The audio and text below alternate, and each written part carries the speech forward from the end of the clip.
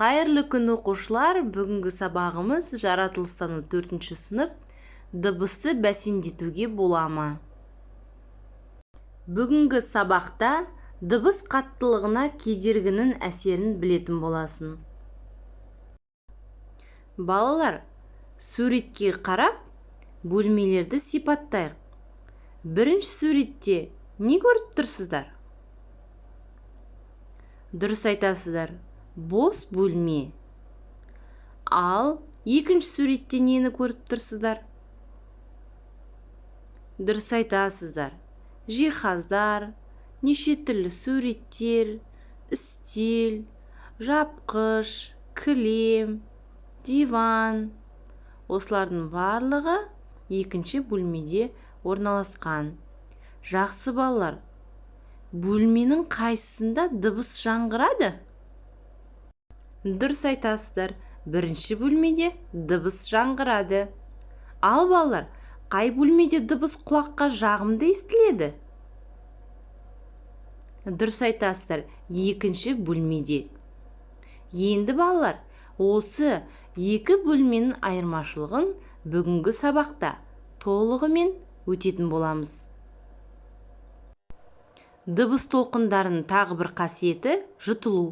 Жұмсақ жиһазы бар, кілем төселген немесе қабырғасы мен едені арнайы дыбыс жұтатын материалмен қапталған бөлмеде дыбыс толқыны жұтылады балалар. Балалар, жаңа бірінші бөлмеде дауысымыз жаңғырды. Себебі балалар, дыбыс көзі дыбыс өткізбейтін кедергіге ұшырап, біздің дауысымыз шағылып, бөлме жаңғырды.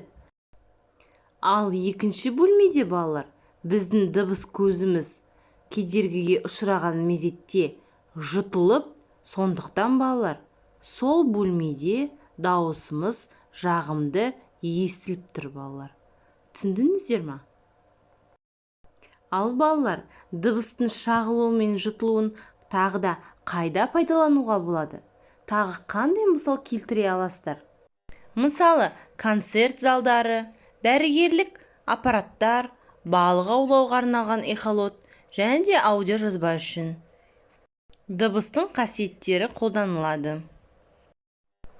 Дыбыстың жұтылуын әртүрлі жағдайда қолданылады. Мысалы, құрылыста, зауытта, сондай-ақ адам көп жиналатын қоғамдық орында шуды бәсеңдету үшін пайдаланады. Қуатты станоктар жұмыс істейтін өндіріс орындарының ішкі қабырғасын арнайы дыбыс жұтқыш материалмен қаптайды. Бұл адамдардың жұмыс істеуіне қолайлы жағдай жасайды. Білесіздер ме балалар, жарғанат адамға естілмейтін ультрадыбыс шығарады. Осы дыбыс арқылы алдындағы кедергіні анықтап, айналып өтеді. Бірақ қараңғы үңгірде үріккен жарғанат адам басына келіп соғылады. Себебі адамның шашын жарғанат жіберген ультрадыбысты жұтып қояды. Жарғанат ультрадыбыс шағылып, кері қайтпаған жерді бос кеңістік деп қалады. Ал балалар, сіздерге тапсырма. Неліктен дауысымыз аудиожазбада өзгеше естіледі? Есте сақтаңыздар балалар, кейбір материалдар дыбыстың қаттылығын бәсеңдете алады. Жақсы балалар, осымен сабағымыз аяқталды. Назарларыңызға рахмет, сау болыңыздар. Менің каналыма жазылуды ұмытпаңыздар.